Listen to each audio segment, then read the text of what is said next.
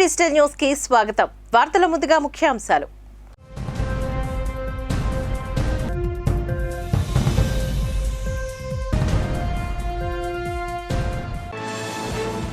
Polio చుక్కలు వేయిద్దాం, polio రహిత సమాజాన్ని నిర్మిద్దాం. చిన్నారులకు పల్స్ పోలియో చుక్కలు వేసిన జిల్లా కలెక్టర్ మల్లికార్జున.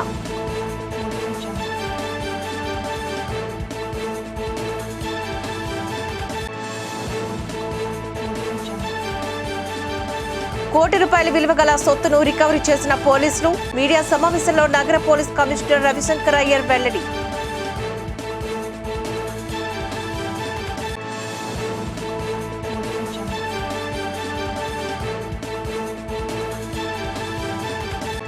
హిందీని ఐక్యరాజ్య సమితి అధికార భాషగా ప్రకటించాలి.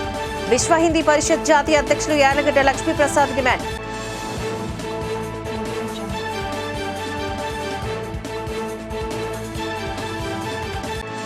కదం తొక్కిన కార్మిక లోకం. పోరాట కమిటీ ఆధ్వర్యంలో స్టీల్ ప్లాంట్ ప్రధాన ద్వారం నుంచి నగరంలోని జీవీఎంసీ వరకు పాదయాత్ర.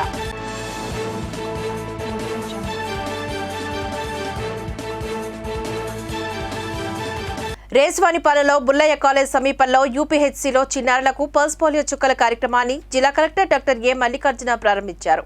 ఈ కార్యక్రమంలో జిల్లా వైద్యారోగ్య శాఖ అధికారి P Jagadeeswara Rao, Vizag rotary club సభ్యులు, ఇతర వైద్యాధికారులు, ఏఎన్ఎంలు, ఆశా వర్కర్లు, ఆశా కార్యకర్తలు తదితరులు పాల్గొన్నారు. విశాఖపట్నం జిల్లాలో మనము ఈరోజు ఇక్కడ పల్స్ పోలియో కార్యక్రమాన్ని ప్రారంభించుకోవడం జరిగింది. మనకు మొత్తం జిల్లాలో సుమారుగా 1002 పల్స్ పోలియో బూతులు ఏర్పాటు చేసుకోవడం జరిగింది. మనకి సుమారుగా మోర్ దాన్ 4000 వ్యాక్సినేటర్స్ ఈ కార్యక్రమంలో పాల్గొంటున్నారు. అలాగే మనకి 3వ తారీఖు వచ్చేసి పల్స్ పోలియో బూతుల్లోనే ప్రజలు వాళ్ళ పిల్లల్ని తీసుకొని 0 to 5 years ఏజ్ గ్రూప్లో ఉన్న పిల్లల్ని తీసుకుని రావడం జరుగుతుంది. మొదటి రోజు సుమారుగా మనకి 90% మేరకు వ్యాక్సినేషన్ కంప్లీట్ అవుతుంది. అలాగే మిగతా 10% కొరకు మనకు 4, 5 తారీఖుల్లో హౌస్ టు హౌస్ ఇంటికి వెళ్ళేసేసి మనకు వ్యాక్సినేషన్ చేయడం జరుగుతుంది. అలాగే జీవీఎంసీ లాంటి అతిపెద్ద నగరానికి పాపులేషన్ ఎక్కువ కాబట్టి ఇక్కడ 4, 5తో పాటు 6వ తేదీ కూడా మనకి ఇక్కడ హౌస్ టు హౌస్ యాక్టివిటీ చేయడం జరుగుతుంది. అంటే రూరల్లో మనకి 4, 5, అలాగే అర్బన్లో మాత్రం 4, 5, 6 తేదీల్లో కూడా మనకు హౌస్ టు హౌస్ యాక్టివిటీ చేయడం జరుగుతుంది. అలాగే మనకు సుమారుగా ఈ జిల్లాలో మొత్తం చూసుకుంటే 2,08,000 పైచలకు 0 to 5 years పిల్లలు మనకు ఉన్నారు. సో 100% అందరికీ కూడా మేము వ్యాక్సినేషన్ను ఎంకరేజ్ చేస్తున్నాము. వైఎస్ఆర్ కాంగ్రెస్ పార్టీ అంటే గాజువాకలో ఒకే వేదిక, ఒకే మాట అన్నది నిన్నటి మాట. తాజాగా జరుగుతున్న పరిణామాలతో 2 వర్గాలుగా విడిపోయాయి. అందులో ప్రస్తుత ఎమ్మెల్యే తిప్పల నాగిరెడ్డిది ఒక వర్గం, నియోజకవర్గ ఇన్ఛార్జ్ ఉరుకుటి రామచంద్రరావుది మరో వర్గంగా కార్యకలాపాలు సాగిస్తున్నాయి. ప్రతి విమర్శలతోని పార్టీలో గందరగోళ పరిస్థితులు తలెత్తాయి. తాజాగా పాత గాజువాకలో నియోజకవర్గ ఇన్ఛార్జ్ పార్టీ అభ్యర్థి ఉరుగుటి చందు ఆధ్వర్యంలో ఏర్పాటు చేసిన నియోజకవర్గ స్థాయి సమావేశంలో పాల్గొన్న నేతలు ఎమ్మెల్యే నాగిరెడ్డి అతని వర్గంపైన విమర్శలు గుప్పించారు. సమావేశంలో పాల్గొన్న కార్పొరేటర్లు రాజాన రామారావు, మహమ్మద్ ఇమ్రాన్, ఆయా వార్డు ఇన్ఛార్జీలు దొడ్డి రమణ, సిరెట్ల వాసు, గుడివాడ లతీష్ తదితరులు తామంతా చందు వెంటే ఉంటామని తేల్చి చెప్పారు. ఎమ్మెల్యే నాగిరెడ్డి వ్యవహార శైలి ఏమీ బాగోలేదని కుండ బద్దలు కొట్టినట్టు మరీ చెప్పారు.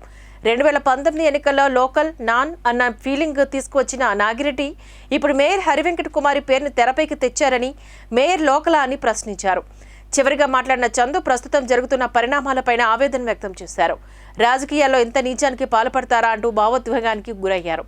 సీఎం జగన్, వైవి సుబ్బారెడ్డిలు తన పేరును ప్రకటించినప్పటి నుంచి గాజువాకలో ఓ వర్గం తన టార్గెట్ చేస్తోందని ఆరోపించారు. స్వయంగా జగన్మోహన్ రెడ్డి గారు ఆదేశాల మేరకు ఆయన ఆదేశాలతో నన్ను 6 వార్డులకు సమయకట్టుగా నియమించి పార్టీని బలోపేతం చేయడం విషయంగా నన్ను నియమించగా తర్వాత వచ్చిన సమావేశాల్లో పదే పెద్దలు రీజనల్ కోఆర్డినేటర్ సుబ్బారెడ్డి గారు కూడా నా అభ్యర్థిత్వాన్ని బలపరిచి నన్ను అభ్యర్థిగా ప్రకటించి అత్యధిక మెజార్టీతో గెలిపించమని అందరూ ప్రైవేట్ సభలో చెప్పారు. అయినా సరే ఇంకా పార్టీ ఆదేశాలను ధిక్కరిస్తూ పార్టీ సమన్వయకర్తగా నేను చేసే కార్యక్రమం అడ్డుపడుతూ బూత్ కమిటీల ఏర్పాట్లో కూడా జాప్యం చేస్తూ ఈ విధంగా చేస్తున్న కార్యక్రమాలు చూస్తుంటే నిజంగా చాలా బాధ అనిపిస్తుంది. అంటే మనకి వస్తేనే టికెట్ వస్తేనే పార్టీ, మనకి ఇవ్వకపోతే పార్టీ అన్నట్టు వ్యవహరిస్తున్న తీరు చూస్తుంటే నిజంగా చాలా బాధ అనిపిస్తుంది. పార్టీ ఎవరు పెట్టినా వారికి పని చేయాలి, ఎవరికి అందరికీ కూడా ఆశాహ దృక్పథం ఉంటుంది, వాళ్ళు ప్రయత్నాలు చేసుకోవచ్చు. కానీ పార్టీని ఎప్పుడు కూడా నష్టపరిచే విధంగా, పార్టీకి డ్యామేజ్ చేసే విధంగా, పార్టీ పనులు బదార్చిచ్చే విధంగా పనిచేయడం ఎంతవరకు కరెక్ట్ అన్నది నిజంగా మీరందరూ కూడా వైఎస్ఆర్ కాంగ్రెస్ పార్టీ అన్ని వార్డు కార్యకర్తలు కాబట్టి మీకు కొన్ని విషయాలు ఈ యొక్క డౌట్ క్లారిఫై చేయరు కాబట్టి మీరు ఈ విషయాలు మాట్లాడాల్సి వస్తుంది.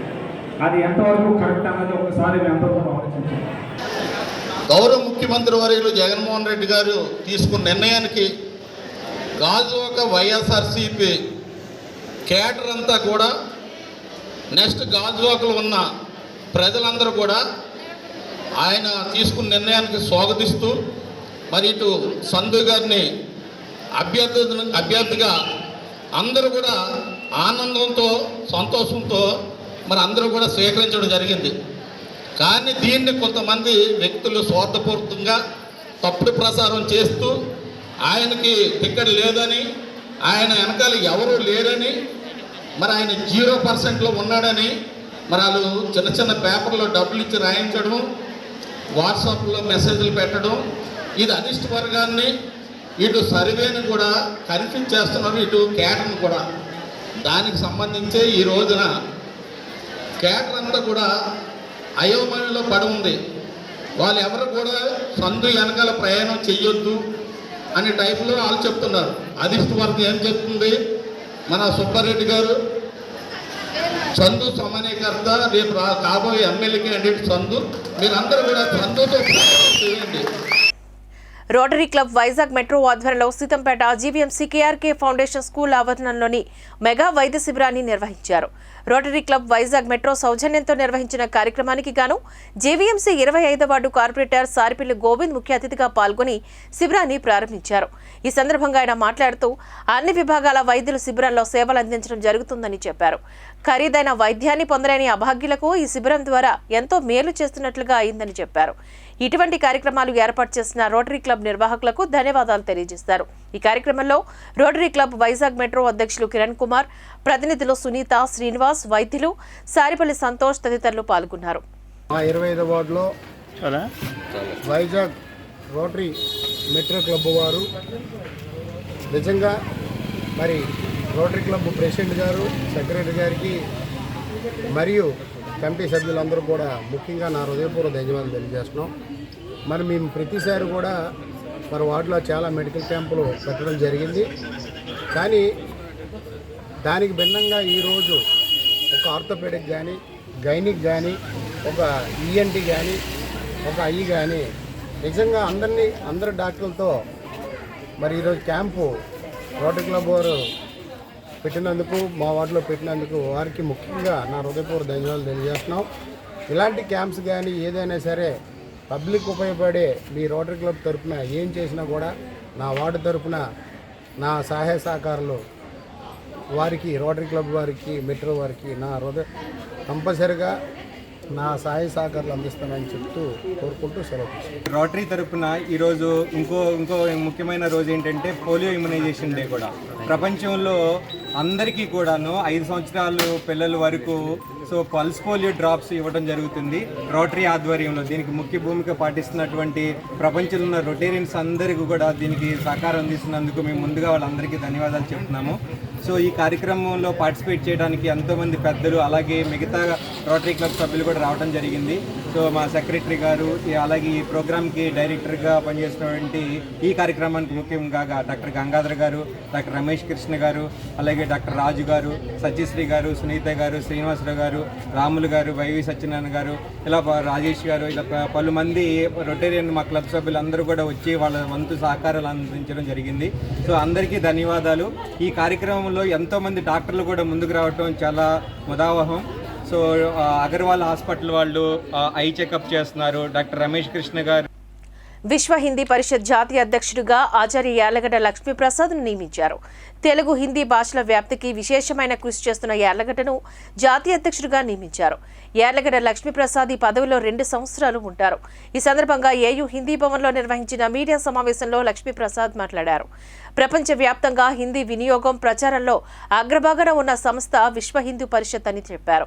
ఈ సంస్థ ప్రపంచంలోని వివిధ దేశాల్లో భారతీయ సంస్కృతిని హిందీ భాష ద్వారా వ్యాప్తి చేయడానికి కృషి చేస్తోందని పేర్కొన్నారు.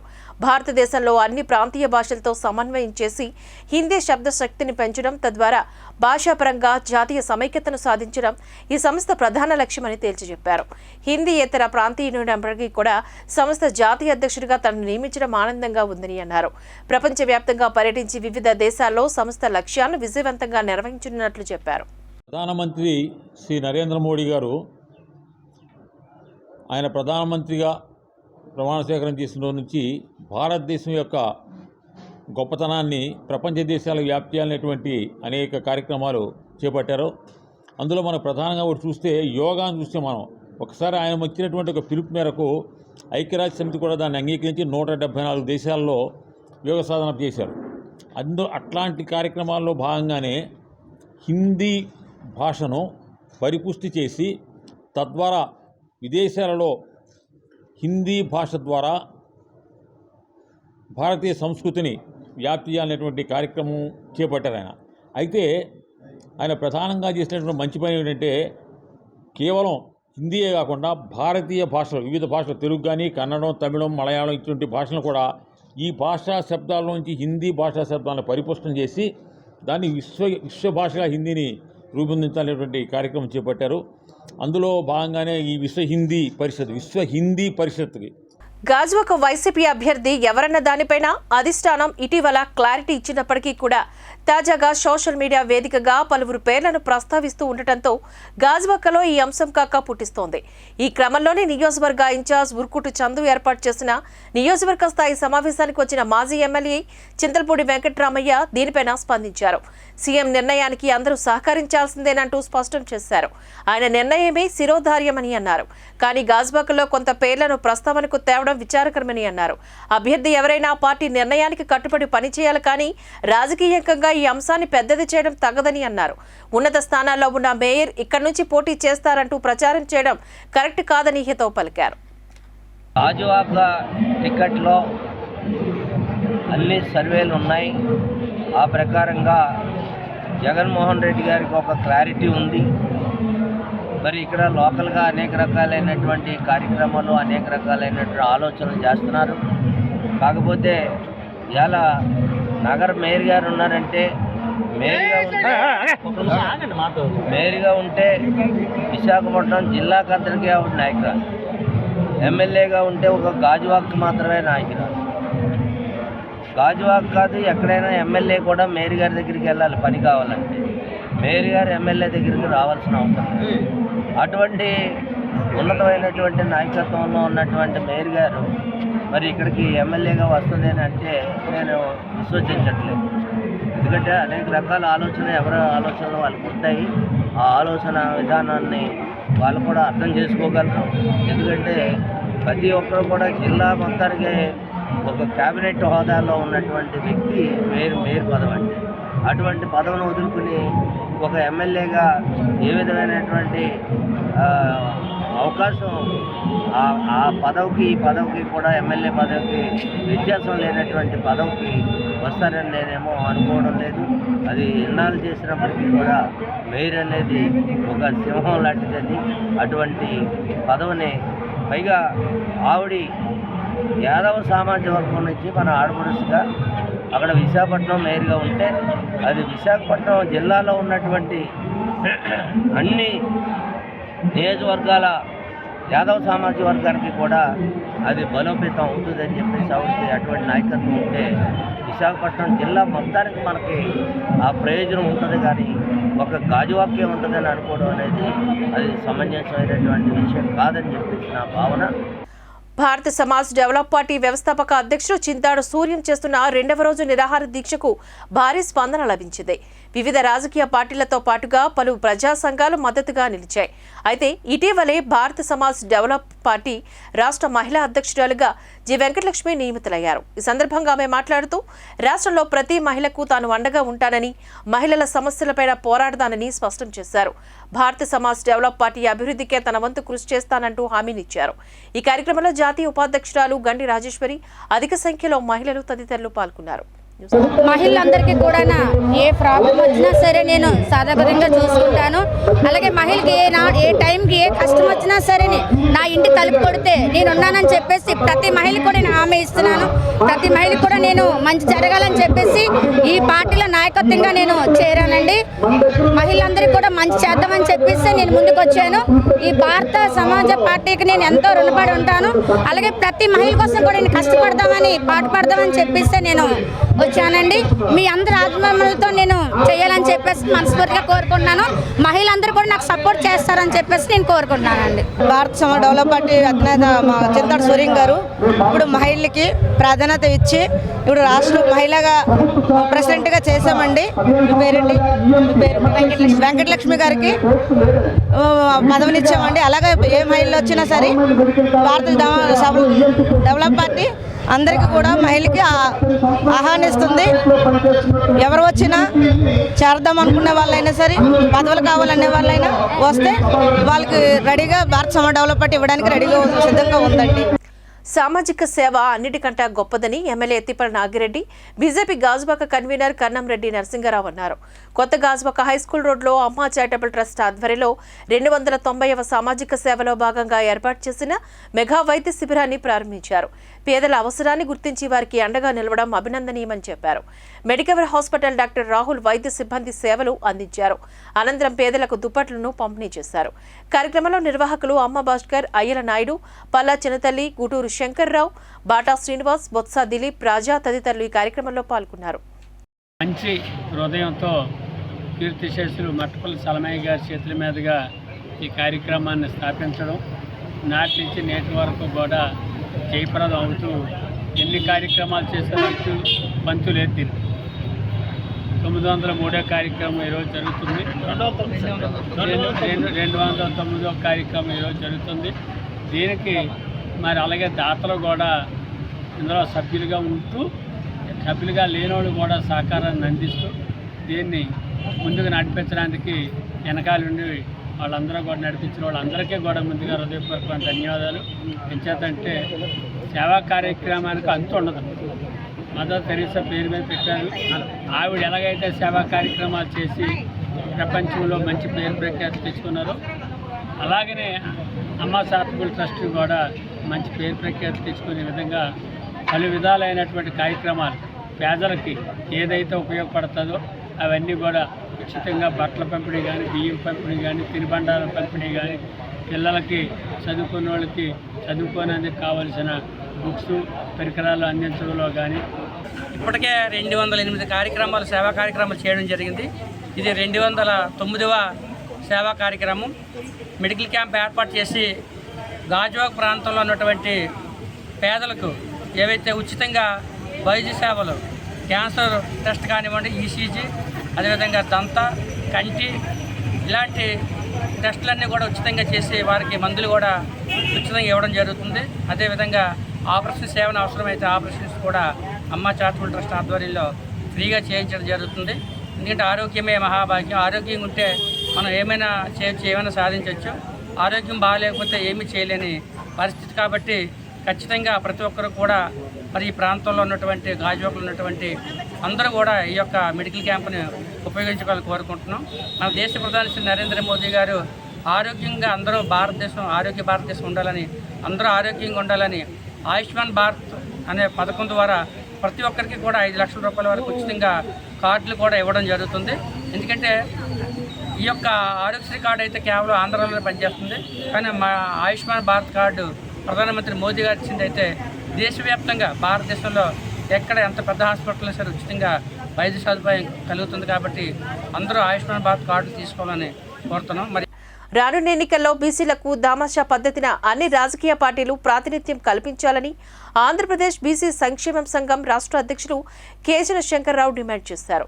విజయ్ ప్రెస్ క్లబ్లో జరిగిన మీడియా సమావేశంలో సంఘం ప్రధాన కార్యదర్శి కుమార్ క్రాంతి కుమార్, గొర్రెల శ్రీనివాస్ నాయుడు, విశాఖ జిల్లా అధ్యక్షుడు పల్లారామంతో కలిసి శంకర్రావు మాట్లాడారు. 50% ఉన్న బీసీలకు మొండి చేయి చూపిస్తే సహించమని చెప్పారు. వైసీపీ, టీడీపీ, జనసేన కూటమిల అధినేతలు రాజకీయ పాలసీ ప్రకటించాలని అన్నారు. బీసీలకు టికెట్లు కేటాయించని పార్టీలకు ఓట్లతో బుద్ధి చెప్తామంటూ హెచ్చరించారు. బీసీల రాజకీయ విధానాన్ని రూపొందించడానికై గుంటూరులో 10,000 మందితో బీసీల రాజకీయ ప్లీనరీని నిర్వహించినట్లుగా పేర్కొన్నారు. మీడియా సమావేశంలో తెలంగాణ బీసీ సంఘం అధ్యక్షులు జాజుల శ్రీనివాస్ గౌడ్ తదితరులు పాల్గొన్నారు. మా జనాభా నిష్పత్తి ప్రకారం ఇచ్చే టికెట్లు ఏ రాజకీయ పార్టీ అయినా సరే ఇండిపెండెంట్గా బీసీ అభ్యర్థి పోటీ చేస్తే బీసీ వాడు తప్పనిసరిగా ఆ వ్యక్తిగా మేము ప్రాధాన్యత మొట్టమొదటిగా ఇస్తాం. అదేవిధంగా ఒక ఓసీ ఒక బీసీ అయినప్పుడు అవుట్ రైట్గా బీసీ అభ్యర్థులను మేము బలపరుస్తాం. అదేవిధంగా ఇద్దరు బీసీ అభ్యర్థులు అయితే అక్కడ ఉన్నటువంటి స్థానికంగా ఉన్నటువంటి వాళ్ళందరూ ఈ ప్రజాస్వామ్యబద్ధంగా ప్రజలకు ఎవరైతే అందుబాటులో ఉంటారో ఆ వ్యక్తిని ఎన్నిక చేసుకునే విధానంగా కార్యక్రమాన్ని మేము ఒక రూపకల్పన చేసుకుని రాష్ట్ర వ్యాప్తంగా పర్యటన చేస్తున్నటువంటి నేపథ్యంలో మరి గతంలో 75 సంవత్సరాలు అవుతుంది స్వతంత్రం వచ్చి కూడా మరి ఈ రోజు వరకు కూడా బలహీన బడుగు వర్గాలని ఒక ఓట్ బ్యాంక్ రాజకీయాలే చూస్తున్నారు తప్ప సమస్త రంగాల్లో వీరికి సరైనటువంటి న్యాయం జరగకపోవటం అనేది చాలా దురదృష్టకరమైన సంఘటన. ఎందుకంటే కేవలంగా వాళ్ళ యొక్క పదవులు కాపాడుకోవటానికి, వాళ్ళు ముఖ్యమంత్రులు అవటానికి, ప్రధానమంత్రులు అవటానికి బీసీ కార్డును వాడుకుంటున్నారు. ఒక బీసీ సమాజం ఉందంటే ఒక నియోజకవర్గంలో 2-3 బీసీ సమాజాలు అదే సంఖ్యాబలంలో ఉన్నాయి. కానీ ఒకే నాయకుడికి పార్టీలు గుర్తిస్తున్నాయి తప్ప తర్వాత సామాజిక వర్గంలో ఉన్న పార్టీలు ఇవ్వట్లేదు. సో రొటేషన్ పద్ధతిలో పార్టీలు కూడా ఆలోచించాలి. ఒకే సామాజిక న్యాయం కూడా చేయాలి బీసీలో. ఎందుకంటే బీసీలో ఒక ఎమ్మెల్యే తయారవ్వాలంటే పలానా ఎమ్మెల్యే సీట్ ఇస్తే వెతికిస్తే బాగుంటుంది, ఆయన ఇవ్వకపోతే ఈయనకి ఇస్తే బాగుంటుంది జనాలు చెప్పేవారు. కానీ ఈరోజు సూట్ కేసు చెప్తుంది, ఎవరైతే సూట్ కేసు తాగలరో, ఎవరైతే ఇవ్వగలరో వాళ్ళకి మాత్రమే టికెట్ అక్కడ. సో ప్రధాన పార్టీలు ఏంటంటే ఇద్దరు ఒక ఆధిపత్యం నడపడానికి ఎలక్షన్ కాస్ట్ పెంచేసి జనాలకి మేలు కంటే కీడే చేస్తున్నారు. కేవలం ఎలక్షన్ టైంలోనే బీసీ గుర్తుకొస్తుందండి అన్ని పార్టీలకి. బీసీ అనేది తర్వాత ఏ బీసీ లేదు, ఏమీ లేదు. ఓసీలో కూడా వెనక్కి ఉంటారు. ఈ 2 కుటుంబాల ఆధిపత్యం కోసం చూసుకుంటున్నారు తప్ప ప్రజా శ్రేయస్ కానీ ఇది కానీ ఎవరు పట్టించుకోవట్లేదు. డెవలప్మెంట్ యాక్టివిటీ అనేది లేదు. ఈ ఉత్తరాంధ్రలో ఇంతవరకు విశాఖపట్నంలో వలస నాయకులు ఉండేవారు, ఇప్పుడు విజయనగరం జిల్లా వరకు కూడా వెళ్తున్నారు. సో స్థానిక బీసీలకి అవకాశం ఇవ్వకుండా ఏ party, political party, Janasena party అయినా, తెలుగుదేశం పార్టీ అయినా, వైసీపీ అయినా, బీజేపీ అయినా మరి వలస వచ్చిన నాయకులకి టికెట్లు ఇస్తున్నారు. ఇక్కడ స్థానిక నాయకులు వలస నాయకులు వద్దని నినాదంతో మేము ముందుకు తీసుకెళ్తాం. విశాఖ నగర పరిధిలోని గత నెలలో జరిగిన 86 దొంగతనాల్లో 1,50,00,000 విలువ గల సొత్తును దొంగలు దోచుకుపోయినట్లుగా కమిషనర్ రవిశంకర్ తెలిపారు. 86 కేసుల్లో 49 కేసులను ఛేదించి సుమారు ₹1,00,00,000 విలువ గల సొత్తును రికవరీ చేసినట్లుగా వెల్లడించారు. గత నెలలో నాకాబందీ నిర్వహించి అక్రమంగా తరలిస్తున్న గంజాయి, లిక్కర్, నగదును స్వాధీనం చేసుకున్నట్లుగా తెలియజేశారు. ఈ కార్యక్రమంలో పోలీసు ఉన్నతాధికారులు, పోలీసులు తదితరులు పాల్గొన్నారు. ఎన్బిడబ్ల్యూస్ ఇతర రాష్ట్రాల్లో పెండింగ్ ఏదైతే ఉండిందో అదంతా కూడా పరిగణలో తీసుకొని సిటీ లెవెల్లో ఒక టీం ఏర్పాటు చేసేసి అన్ని స్టేట్స్కు బయట పంపడం జరిగింది. దాంట్లో భాగంగా ఎగ్జిక్యూషన్ టీం ఏదైతే ఉందో చాలా బాగా చేశారు. వెంటనే పనికి వచ్చేది అంతా కూడా ఈ నేరాలు ఏదైతే జరుగుతుందో, హౌస్ బ్రేకింగ్ కానీ చిన్న థెఫ్ట్స్ ఏదైతే జరుగుతుందో అదన్నీ కూడా ఒక రకంగా అది సాల్వ్ చేయాలంటే సీసీటీవీ చాలా ఇంపార్టెంట్ మనకు. సో ప్రజలే ముందుకు వచ్చేసి వాళ్ళ అపార్ట్మెంట్స్ లో, వాళ్ళ రెసిడెన్షియల్ కాలనీస్ లో, గేటెడ్ కమ్యూనిటీస్ లో అన్నిట్లో కూడా వాళ్ళు ఇది పెట్టుకుంటే వాళ్లకు రక్షణ కలుగుతుంది. అది కాకుండా మాకు కూడా నేరాలు జరిగితే డిటెక్షన్ కు, తర్వాత ప్రాసిక్యూషన్ కూడా బాగా పనికి వస్తుంది అని చెప్పేసి 500 పైన సీసీటీవీస్ అన్ని కూడా ఏర్పాటు చేయడం జరిగింది. సిటీలో ఇప్పుడే జాయింట్ సిపి గారు మీకు స్టాటిస్టిక్స్ అన్ని కూడా ఇచ్చారు. క్రోర్స్ లో మనకు చాలా మంది నష్టపోతున్నారు. అంటే మన సైబర్ క్రైమ్ అవేర్నెస్ కోసం టీమ్స్ కాన్స్టిట్యూట్ చేస్తున్నాము. దీంట్లో భాగంగా విశాఖ సైబర్ సెక్యూరిటీ కౌన్సిల్ ఏదైతే ఉందో వాళ్ళ ఐటీ పరంగా ఐటీ పార్ట్నర్స్ అందరినీ కూడా తీసుకోవడం జరుగుతుంది. వాళ్ళందరూ కూడా మాతో పాటు అవేర్నెస్ క్యాంపెయిన్ లో పార్టిసిపేట్ చేస్తారు. విశాఖ స్టీల్ ప్లాంట్ను ప్రభుత్వ రంగ సంస్థగానే కొనసాగించాలనే డిమాండ్తో పోరాట కమిటీ ఆధ్వర్యంలో స్టీల్ ప్లాంట్ ప్రధాన ద్వారం నుంచి నగరంలోని జీవీఎంసీ వరకు పాదయాత్రను చేపట్టారు. కేంద్ర ప్రభుత్వ విధానాలకు వ్యతిరేకంగా కార్మికులు నినాదాలు చేశారు. స్టీల్ ప్లాంట్కు సొంత గనులు కేటాయించాలని, కార్మికుల సమస్యలు పరిష్కరించాలని డిమాండ్ చేశారు. స్టీల్ ప్లాంట్ను బీజేపీ ప్రభుత్వం అమ్మాలని చూస్తోందని, కార్మికులను అనేక విధాలుగా ఇబ్బందులకు గురి చేస్తోందని ఆరోపించారు. రానున్న ఎన్నికల్లో స్టీల్ ప్లాంట్ను కాపాడుతామనే అంశాన్ని రాజకీయ పార్టీలు తమ మేనిఫెస్టో పెడితేనే తాము సహకరిస్తామంటూ స్పష్టం చేశారు. పాదయాత్రలో నగర మేయర్ గొలగాని హరివెంకట కుమారి, మాజీ MLA Palla Srinivas, CH Narasinga Rao, KSN Neerkonda, Ramachandra Rao, Masthanappa తదితరులు పాల్గొన్నారు. విశాఖపట్నం స్టీల్ ప్లాంట్ నుంచి జీవీఎంసీ గాంధీ విగ్రహం వరకు స్టీల్ ప్లాంట్ ఉద్యోగస్తులు అలాగే యూనియన్ నాయకులు అందరూ సమక్షంలో ఈరోజు చాలా పెద్ద ఎత్తున పాదయాత్ర జరుగుతుంది. చాలా మన విశాఖపట్నంలో విశాఖ స్టీల్ ప్లాంట్ అన్నది చాలా పెద్ద సంస్థ. కొన్ని కోట్ల టర్నోవర్తో ప్రతి సంవత్సరం కూడా లాభాలతో ముందుకు వెళ్తున్న సంస్థ ఏదైనా ఉందంటే విశాఖ స్టీల్ ప్లాంట్. అటువంటి విశాఖ స్టీల్ ప్లాంట్ 32 మంది ప్రాణత్యాగాలతో ఏర్పడింది ఇక్కడ మన స్టీల్ ప్లాంట్. అటువంటి స్టీల్ ప్లాంట్ని ఇప్పుడు కేంద్ర ప్రభుత్వము 3 సంవత్సరాల క్రితము ప్రైవేటీకరణ చేస్తున్నామని తెలియపరిచారు. అప్పటి నుంచి ఇప్పటి వరకు కూడా ఉద్యోగస్తులు కానివ్వండి, కార్మిక నాయకులు, యూనియన్ లీడర్స్ అందరూ కూడా పెద్ద ఎత్తున 3 సంవత్సరాల నుంచి నిరసన తెలియజేస్తున్నారు. అయినప్పటికీ కూడా కేంద్ర ప్రభుత్వము కొంచెం కూడా దిగి రాకుండా, ఎటువంటి నిర్ణయాలు కూడా తీసుకోకుండా ఈరోజు ఇంత కాలయాపన చేసింది కేంద్ర ప్రభుత్వము.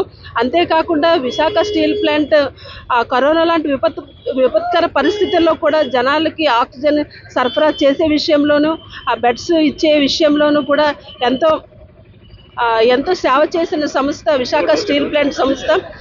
బీజేపీ ప్రభుత్వం క్యాబినెట్లో విశాఖ స్టీల్ ప్లాంట్ని ప్రైవేట్ పరం చేయాలని తీర్మానించిన వెంటనే ఇమీడియట్లీగా మరి స్థానిక శాసనసభ్యుడిగా నేను, అలాగే ముత్తంశెట్టి శ్రీనివాస్ మంత్రివర్యులుగా, అలాగే మరి ఆనాడు ఎంవి సత్యనారాయణ గారు ఎంపీగా, అనకాపల్లి ఎంపీ సత్యవతి, అలాగే ఉత్తరాంధ్ర జిల్లాల ఇన్ఛార్జిగా ఉన్నటువంటి విజయసాయి రెడ్డి గారు స్పందించి ఈ ప్లాంటు సెంటిమెంట్తో సంపాదించుకున్నటువంటి ప్లాంటు, ఎవరో దయోదాక్షణతో వచ్చినటువంటి ప్లాంట్ కాదు.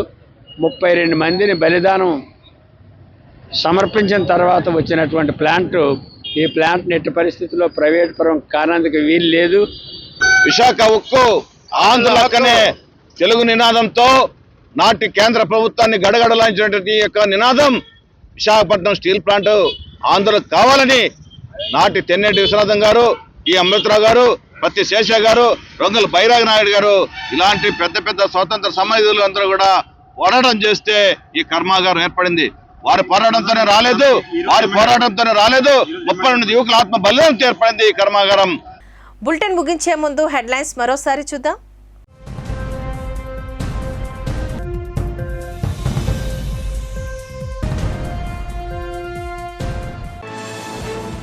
పోలియో చుక్కలు వేయిద్దాం, పోలియో రహిత సమాజాన్ని నిర్మిద్దాం.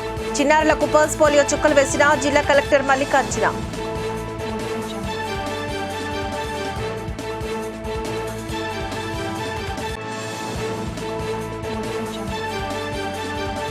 కోటి రూపాయల విలువ గల సొత్తును రికవరీ చేసిన పోలీసులు. మీడియా సమావేశంలో నగర పోలీస్ కమిషనర్ రవిశంకర్ అయ్యర్ వెల్లడి.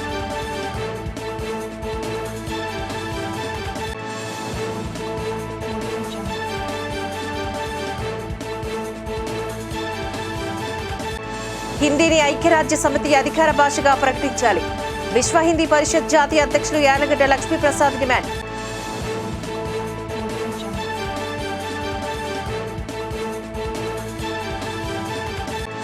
కదం తొక్కిన కార్మిక లోకం. పోరాట కమిటీ ఆధ్వర్యంలో స్టీల్ ప్లాంట్ ప్రధాన ద్వారం నుంచి నగరంలోని జీవీఎంసీ వరకు పాదయాత్ర.